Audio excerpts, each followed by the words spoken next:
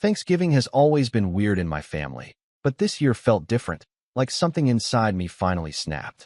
My name's Andrew, I'm 28, and for most of my adult life, I've tried to be the easy son. The one who doesn't argue.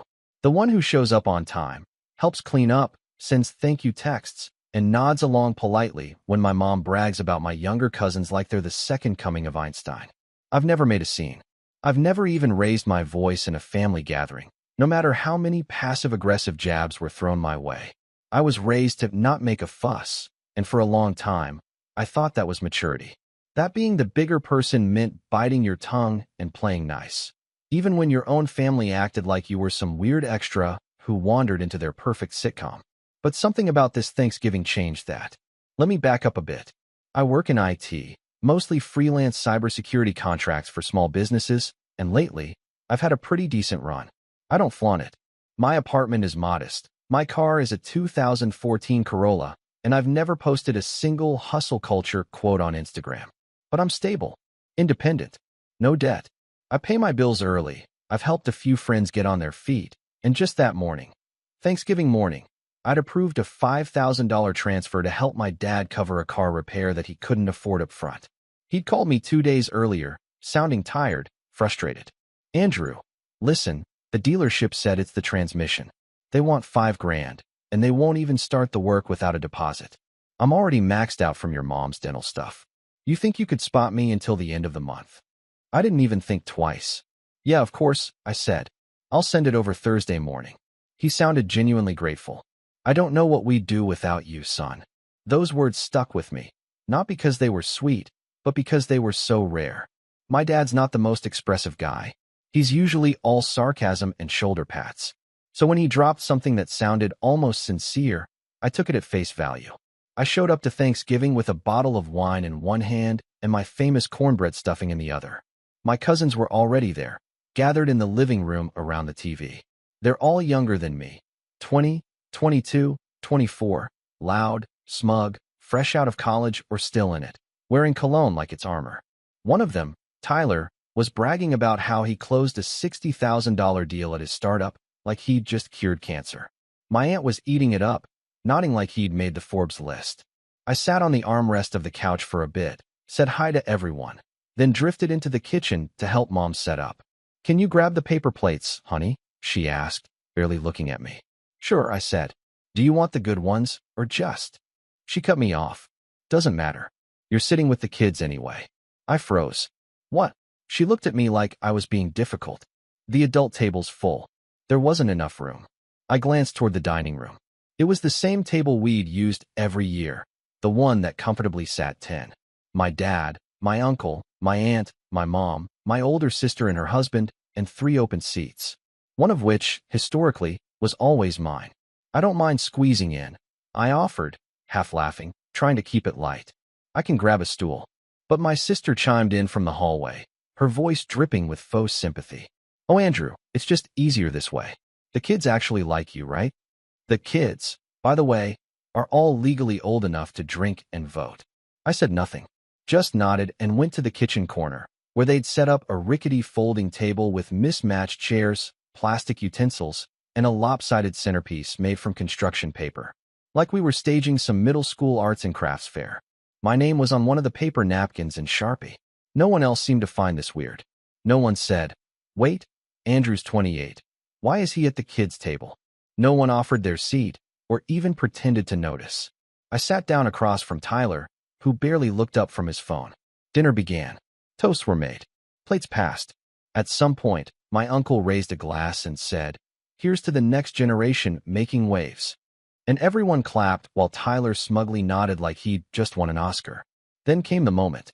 Tyler glanced at me, grinning like he was about to say something hilarious. Hey, Andrew, he said, loud enough for everyone to hear. Maybe when you get a real job, you can graduate to the adult table. Laughter. Actual laughter. From the table of people who'd been eating food I helped pay for. From the parents who'd taken my help, my money, and my silence for years. My mom even giggled behind her wine glass like it was some harmless joke. My dad didn't say a word. He just chewed his food and kept looking down at his plate. I didn't respond. Didn't smile. Didn't fake laugh. I just sat there, my appetite gone, my face burning, my chest tight in that horrible way that's not quite rage and not quite sadness. Just something hollow and ugly in between. I excused myself 10 minutes later. Told them I had a headache. My mom didn't protest. My dad mumbled something like, "Feel better, son," and that was it. I drove home in silence. No music. Just the sound of my tires on the highway and my thoughts boiling over. All I could think about was that loan. The $5,000 I'd sent that morning. The one my dad had promised to repay soon. The one I hadn't even told anyone else about because I didn't want to be the guy who throws money around for recognition.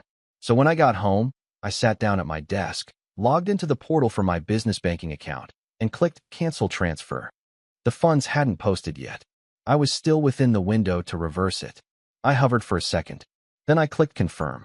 And that, apparently, was the equivalent of lighting a match and tossing it into a gas-soaked shed. Because 2 hours later, my phone lit up like a Christmas tree. Text after text. Missed call after missed call. My dad. My mom. My sister. Even Tyler. And every single one of them was furious. Because apparently, the dealership had tried to run the financing. The payment had bounced. And now the repair shop was holding my dad's car hostage. No car, no loan, no way home. But that wasn't even the part that got me. The part that really hit me was what my dad finally texted after 10 straight missed calls. It read, "After everything we've done for you, this is how you treat your family?"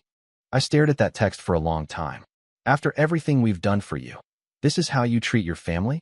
It repeated in my head like a dripping faucet. Mocking. Twisting. I didn't answer. Not right away. I sat there, phone on my desk, lights off in the apartment, the glow from the screen casting this cold, pale light across the room. I wasn't angry anymore. Not in the shouting, table-flipping way. I was something worse. Quiet. Still.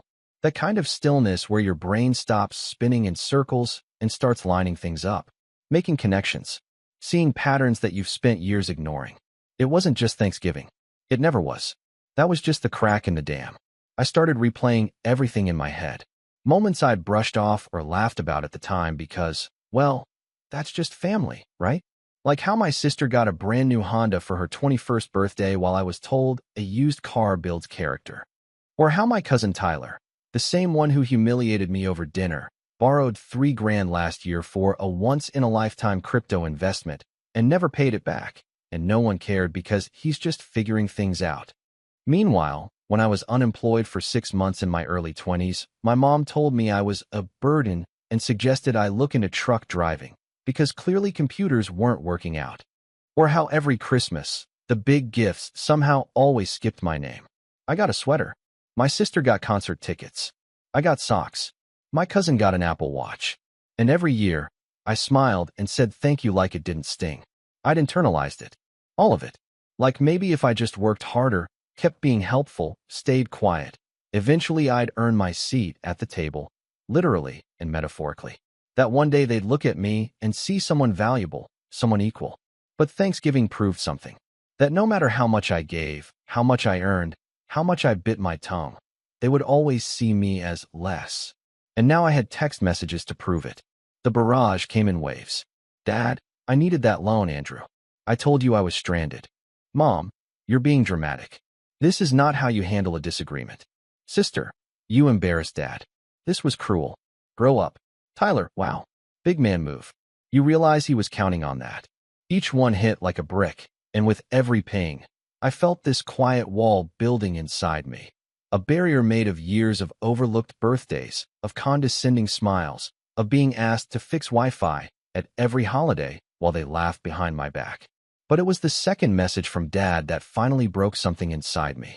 You're lucky we let you stay involved in this family at all after how you turned out. That word, let, like my entire relationship with them, was some kind of charity. Like I was on thin ice for daring to be different, to not toe the line, to not turn out the way they expected. That night, I didn't sleep. I lay in bed staring at the ceiling, my mind looping through every family gathering, every offhand comment, every time I was told I think too much or take things too personally. But for once, I didn't second-guess myself. The math was clear. I was the family's backup plan. The quiet fallback guy. The one they kept at arm's length until they needed money, tech support, or someone to drive grandma to the podiatrist. I checked my bank account. The $5,000 was back where it belonged. I stared at it for a while, then did something I hadn't done in years. I went back and opened my old family debt spreadsheet.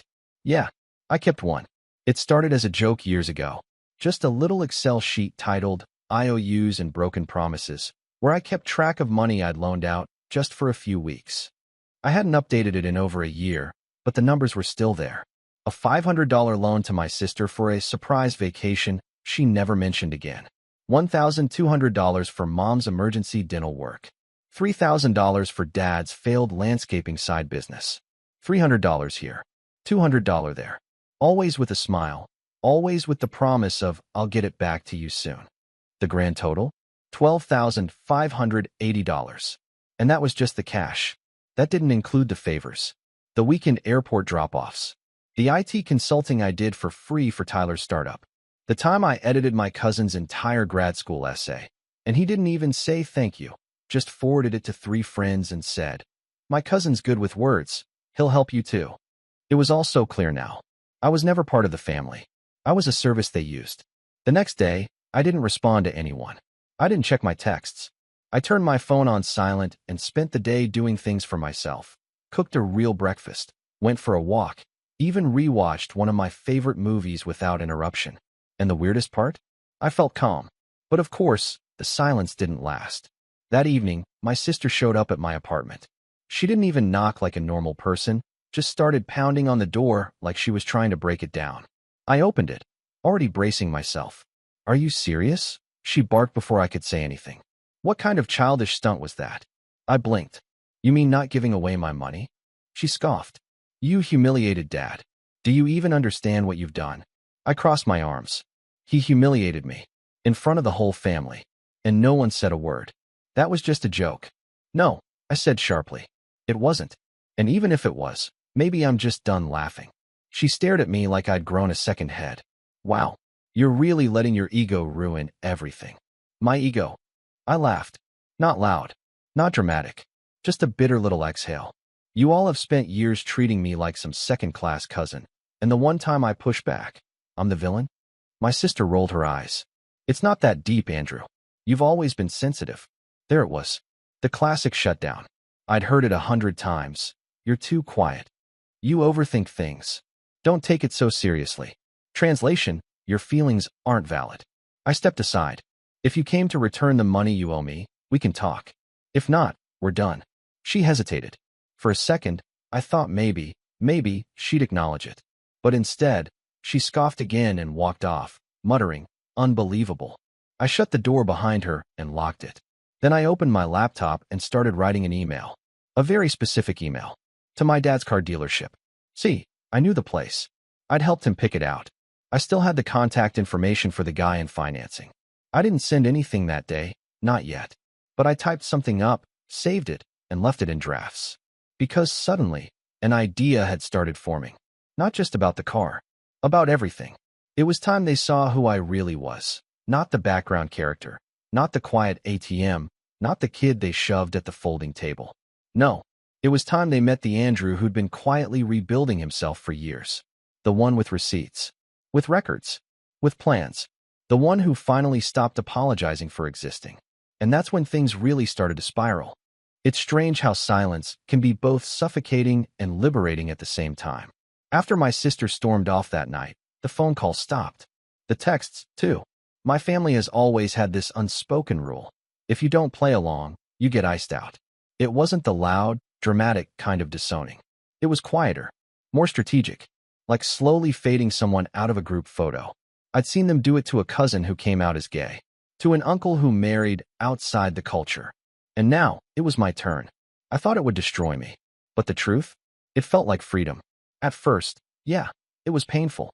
That ache of realizing the people you'd spent your whole life trying to impress never actually saw you for who you were. I checked my phone too often, still expecting a message that never came. Some part of me, the version of Andrew who still believed family meant loyalty, kept hoping someone would call and say, hey, I'm sorry. That wasn't right. But the calls never came. Not from Dad. Not from Mom. Not from anyone. For a few days, I spiraled. I didn't eat much. Didn't shower. Just kind of drifted around my apartment like a ghost. I kept playing their words in my head like a broken record. You're lucky we let you stay involved. You're being dramatic. You embarrassed Dad. Like I was the problem. Like years of mistreatment could be wiped away if I just apologized for standing up for myself. One night, I cracked open an old family photo album I hadn't touched in years. It was tucked in a dusty box under my bed, something Mom gave me when I moved out. Most of the photos were faded, but one caught my eye. It was Thanksgiving, maybe 10 years ago. I was standing in the background, holding a plate. Everyone else was seated, smiling for the camera. I wasn't even looking at the lens. I was halfway turned, like I didn't belong in the frame at all.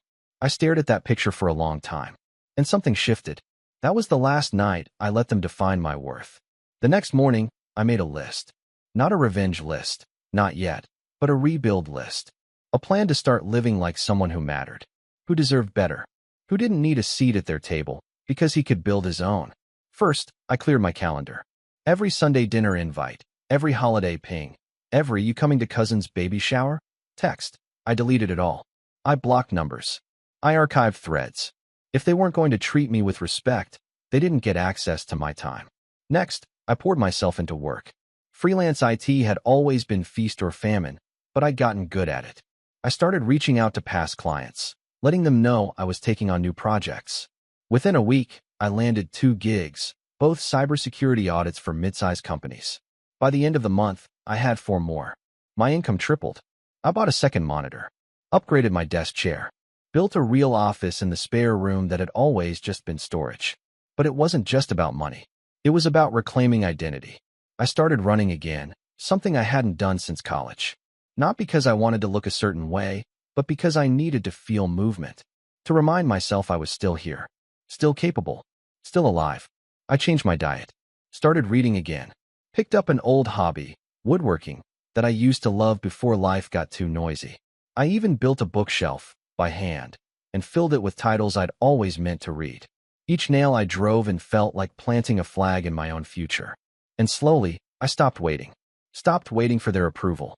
Stopped waiting for that apology. Stopped waiting to feel like I belonged. Because for the first time in my life, I was learning to belong to myself. But of course, they didn't stay quiet forever. It started small. A "hey" from my mom. 2 weeks after Thanksgiving. Just that. No punctuation. No explanation. I stared at it for a long time and didn't reply. Then my aunt messaged me on Facebook, asking if I was okay, and that "your parents are really hurt, you know." Like I'd thrown a tantrum and stormed out instead of quietly withdrawing from a lifetime of disrespect. I ignored her, too. The silence must have driven them crazy. A month later, I got a voicemail from my dad. "Andrew, look, I know we've had some tension, but this is getting ridiculous. Your mother's worried sick. Call us back." I didn't, because for the first time ever, I wasn't falling for the guilt trip. Instead, I kept building.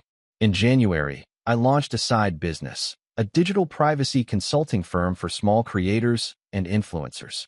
I'd seen too many people get doxxed, hacked, or scammed online, and realized there was a niche I could fill. It started slow. One client, then another. But by March, I had enough recurring income to register the LLC. I named it Quiet Signal. The irony wasn't lost on me. Around that time, something wild happened. An old college friend, someone I hadn't spoken to in years, reached out. He'd seen a security guide I wrote go semi-viral on Reddit. He asked if I'd ever thought about teaching a course. I hadn't. But now that he mentioned it, why not? We co-developed a curriculum.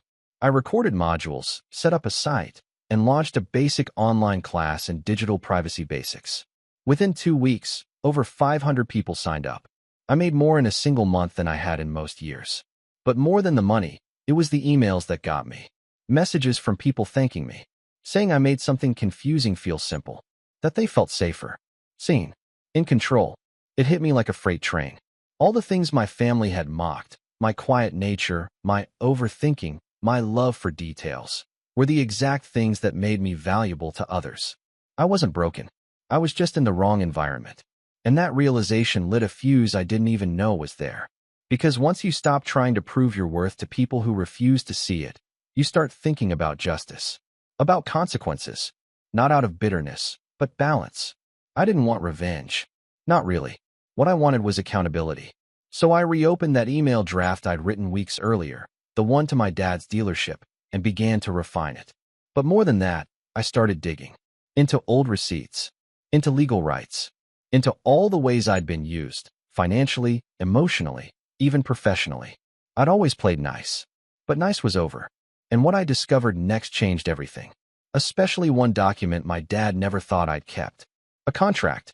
One that might legally tie him to something he'd been hoping no one remembered. The contract wasn't in a safe.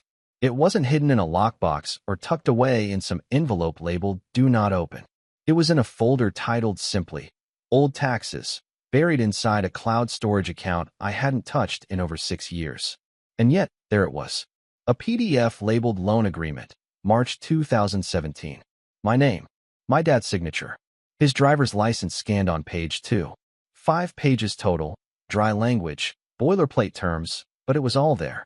The $6,500 loan I'd given him for his lawn care business startup back when I was 20 and naive enough to believe we were partners.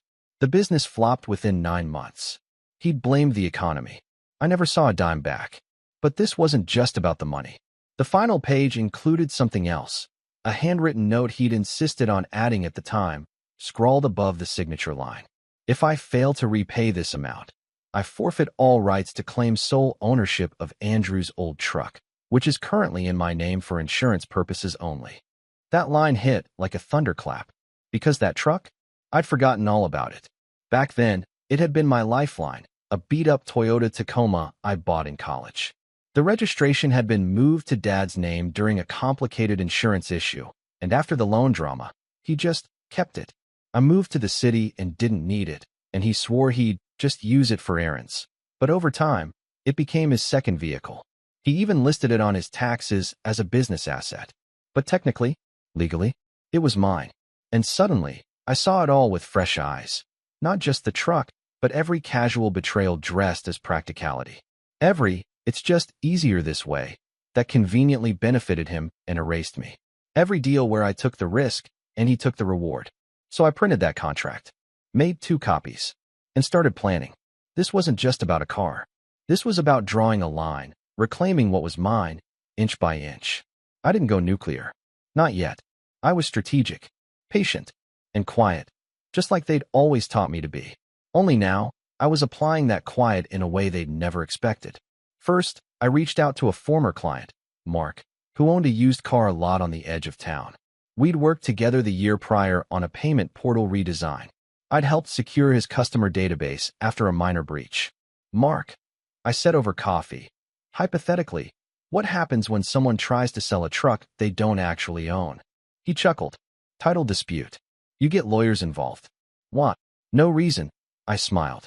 That afternoon, he sent me a contact for a guy named Luis, a DMV paperwork specialist who handled tricky title transfers. I emailed Luis a scan of the original contract and the vehicle info. He wrote back 20 minutes later. "Yeah, you have a claim, especially with that note. If he refuses to transfer the title willingly, you can file a title dispute and request a hold on resale or usage. You might even be able to block registration renewal." I didn't act on it yet. I wasn't ready for the blowback. Not until the next piece fell into place. Because the real setup wasn't about the truck. That was just bait. The appetizer. The main course. That was buried in something my father had stupidly bragged about last year at Thanksgiving. See, my dad had always been a little too loose-lipped when he was proud of something. Last year, I'd overheard him telling Uncle Rick about a private loan he'd gotten through a friend of a friend to refinance the mortgage on their house. Something about keeping it off the books and not dealing with traditional banks. At the time, I'd tuned it out. Too many buzzwords, not enough relevance. But now it clicked. He was probably referring to a hard money loan, one of those quick cash deals that come with high interest and very tight collateral clauses. If the house was used as collateral and payments were missed, it could legally be seized, often faster than a traditional foreclosure. I needed proof, so I started digging. It took me 2 weeks and a favor from another client, someone in real estate. But eventually, I got the property records. And guess what? The loan was real, and the house was collateral. Even worse for him, the lender's name, a private investor LLC, popped up in several lawsuits across the state for seizing homes after just 90 days of missed payments. If Dad was behind even a month, the fuse was already lit. Still, I waited, watched, gathered, and then, almost like the universe wanted to hand me the final piece, I got a text from my cousin Tyler. Of all people. Yo, heard you're doing privacy work. My IG got hacked. Can you help? I stared at the message for a minute. Then I smiled. Of course. Send me your recovery email address. It took less than an hour to lock down his account, reroute the recovery, and secure it with 2FA. I didn't charge him. Didn't gloat. Just did it, fast and clean. He texted again. Bro, you're a wizard. Seriously. I owe you. I waited a day. Then I replied. Actually, there is something you can help with. Over the next week, I pulled together everything I needed. The contract about the truck, the property documents, even some old voicemails where Dad admitted, outright, that I'd funded part of his now-defunct business. All of it logged, backed up, and time-stamped. Then, I called Tyler. Hey, I said, keeping my voice calm. You remember that Thanksgiving joke? The one about the real job? He hesitated. Dude, I was just messing around. I know, I said, but I need a favor. What kind of favor? I need you to help me record something. Record what? A conversation. With Dad. Why me? Because he won't see it coming from you. There was a long pause. Then Tyler sighed. Okay, what are we trying to catch?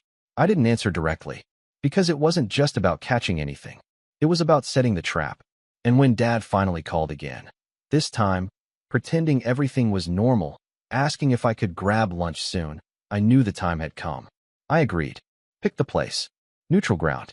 A quiet diner we used to visit when I was a kid. Nostalgia, I figured, might make him comfortable.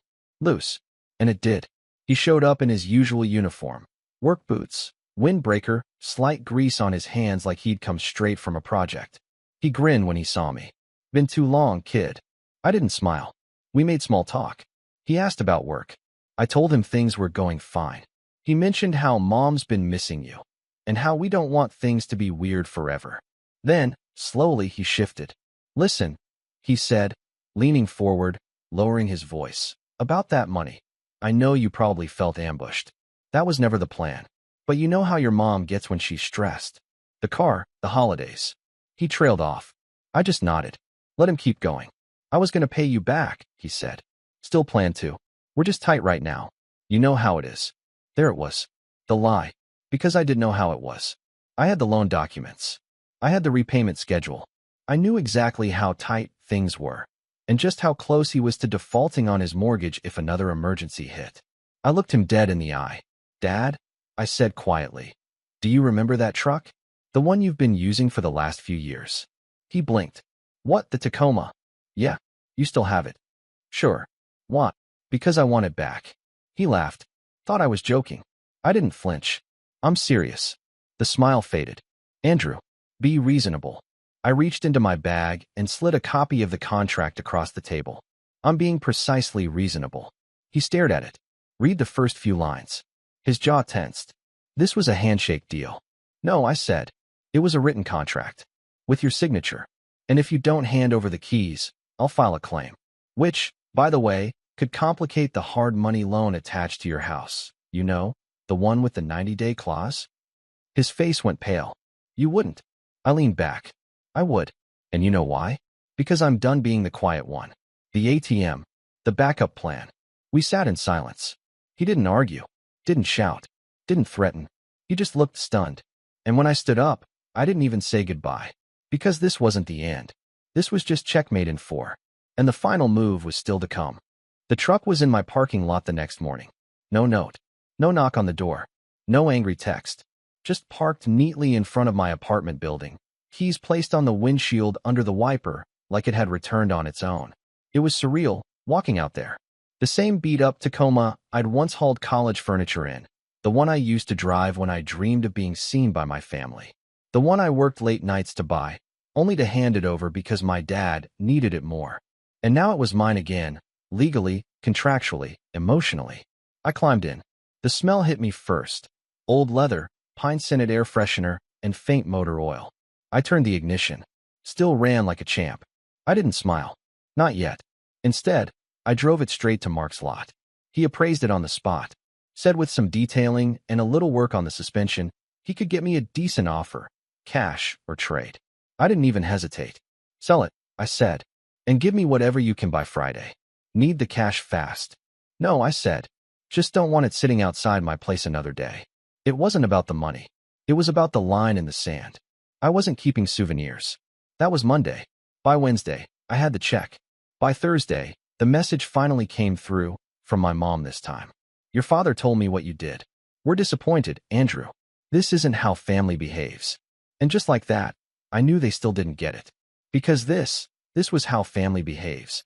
When they've been ignored, dismissed, used. This was the result of years of treating someone like a footnote in their own story. I didn't respond. I didn't need to. Because by then, I had already finished the real move, the one they'd never see coming.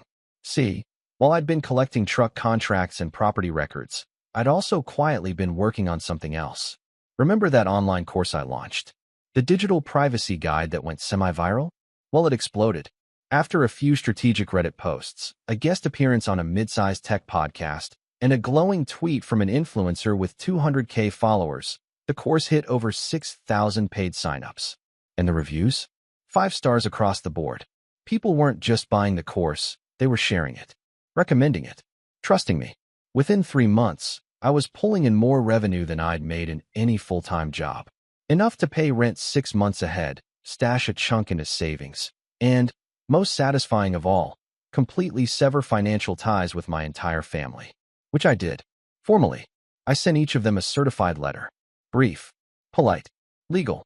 As of this date, I will no longer provide financial assistance, loans, or support of any kind to family members. All prior debts, unpaid balances, and outstanding favors are considered closed. Do not contact me for money, business, or employment-related matters. I even CC'd their emails, just so there was a digital trail.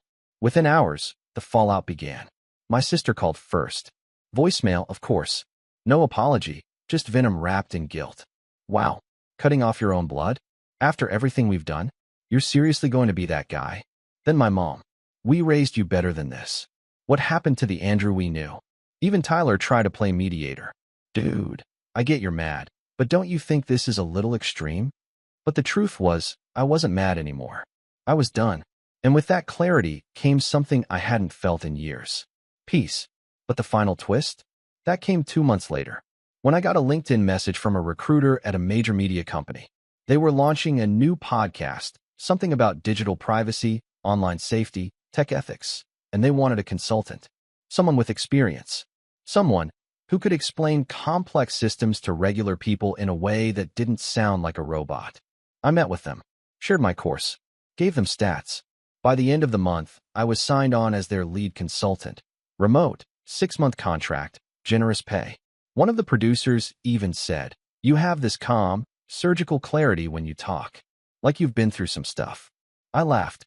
Yeah, I said, you could say that. A week after the podcast launched, I got a text from my cousin, Sarah, one of the few family members who'd stayed neutral during the fallout. "Hey, just listen to that new podcast. Didn't realize that was your voice. It's awesome." I thanked her. She sent another message. "Mom's freaking out. She heard it too. So did Aunt Linda. They're all saying Andrew's acting like he's better than us now." I stared at the screen, then typed, "I'm not acting," and hit send. That was the last message I sent to anyone in my family. Since then, my life's been quieter, calmer, focused. Holidays are solo, but they're peaceful. I cook what I want, watch whatever movie I feel like. No fake smiles, no side glances, no backhanded compliments about real jobs or growing up. Just me, in my own space, on my own terms. I built something, and they'll never take it from me again.